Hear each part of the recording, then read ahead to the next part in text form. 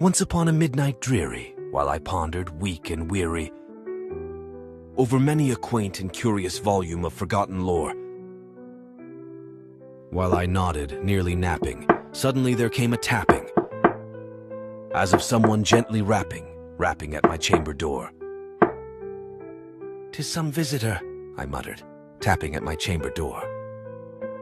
Only this and nothing more.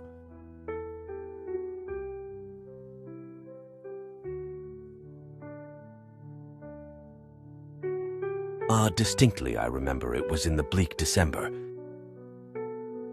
and each separate dying ember wrought its ghost upon the floor. Eagerly I wished the morrow, vainly I had sought to borrow from my books surcease of sorrow, sorrow for the lost Lenore, for the rare and radiant maiden whom the angels name Lenore, nameless here forevermore.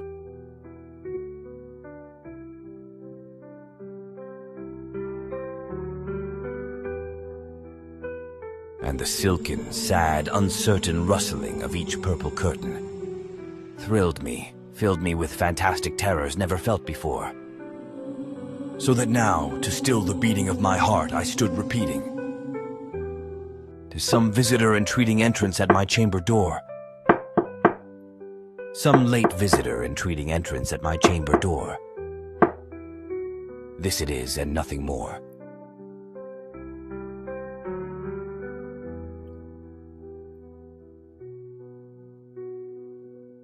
Presently my soul grew stronger, hesitating then no longer. "Sir," said I, "or madam, truly your forgiveness I implore. But the fact is I was napping, and so gently you came rapping, and so faintly you came tapping at my chamber door, that I scarce was sure I heard you." Here I opened wide the door.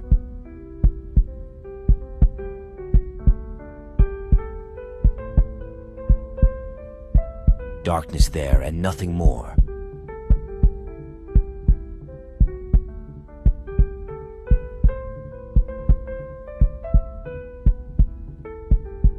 Deep into that darkness peering, long I stood there wondering, doubting, dreaming dreams no mortal ever dared to dream before. But the silence was unbroken, and the stillness gave no token.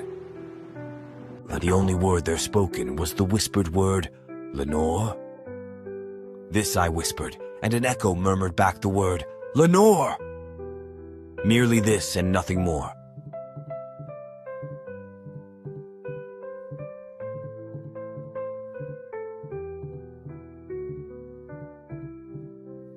Back into the chamber turning, all my soul within me burning.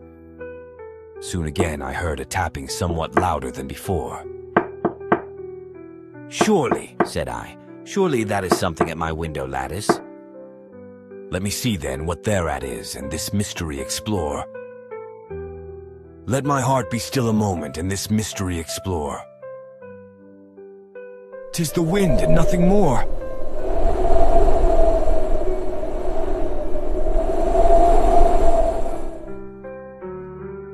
Open here I flung the shutter when, with many a flirt and flutter, in there stepped a stately raven of the saintly days of yore. Not the least obeisance made he, not a minute stopped or stayed he, but with mien of lord or lady perched above my chamber door, perched upon a bust of Pallas just above my chamber door. Perched and sat, and nothing more.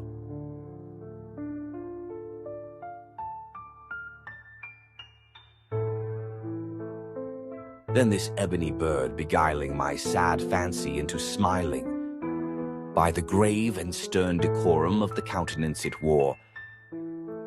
"Though thy crest be shorn and shaven, thou," I said, "art sure no ghastly grim and ancient raven wandering from the nightly shore. Tell me what thy lordly name is on the night's Plutonian shore." Quoth the raven, "Nevermore."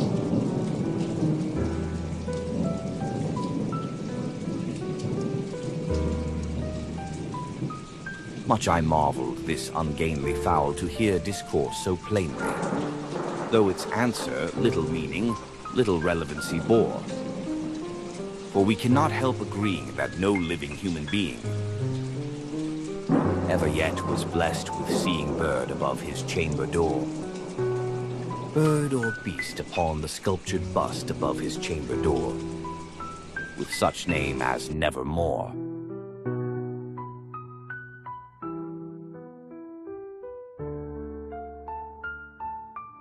But the raven, sitting lonely on the placid bust, spoke only that one word, as if his soul in that one word he did outpour. Nothing farther than he uttered, not a feather than he fluttered, till I scarcely more than muttered, other friends have flown before. On the morrow he will leave me, as my hopes have flown before. Then the bird said, Nevermore.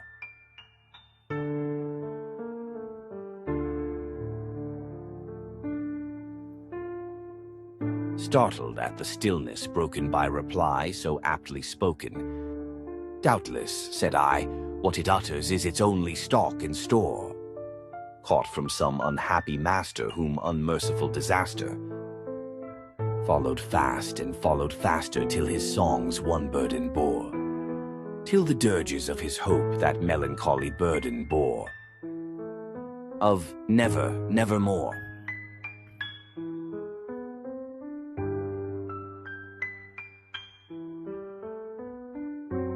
But the raven still beguiling all my fancy into smiling, straight I wheeled a cushioned seat in front of bird and bust and door. Then upon the velvet sinking, I betook myself to linking fancy unto fancy, thinking what this ominous bird of yore, what this grim, ungainly, ghastly, gaunt, and ominous bird of yore meant in croaking nevermore.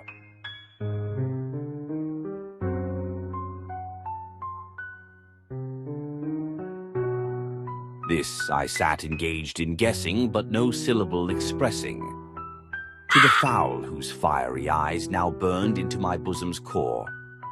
This and more I sat divining, with my head at ease reclining, on the cushion's velvet lining that the lamplight gloated o'er, but whose velvet violet lining with the lamplight gloating o'er, she shall press, nevermore.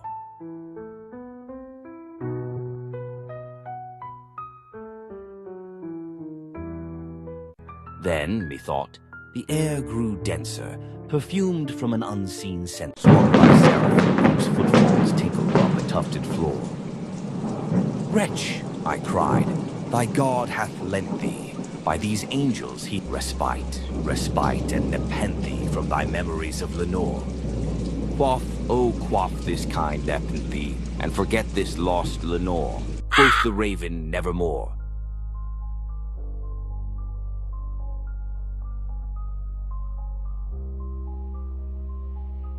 Prophet, said I, thing of evil, prophet still, if bird or devil, whether tempter sent, or whether tempest toss thee here ashore, desolate yet all undaunted, on this desert land enchanted, on this home by horror haunted, tell me truly, I implore, is there balm in Gilead?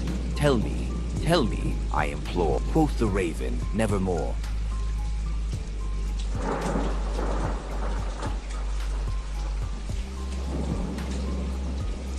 Prophet, said I, thing of evil, prophet still, if bird or devil, by that heaven that bends above us, by that God we both adore.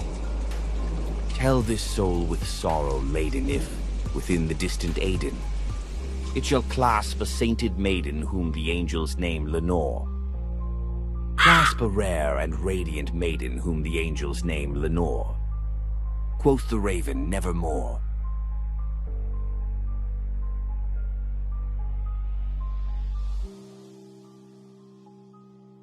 Be that word our sign of parting, bird or fiend, I shrieked, upstarting.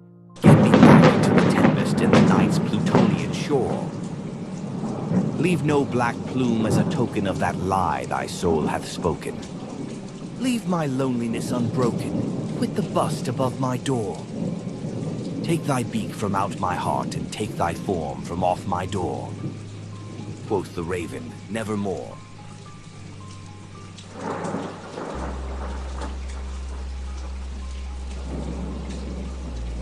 And the raven, never flitting, still is sitting, on the pallid bust of Pallas just above my chamber door. And his eyes have all the seeming of a demon's that is dreaming. And the lamplight o'er him streaming throws his shadow on the floor. And my soul from out that shadow that lies floating on the floor shall be lifted nevermore.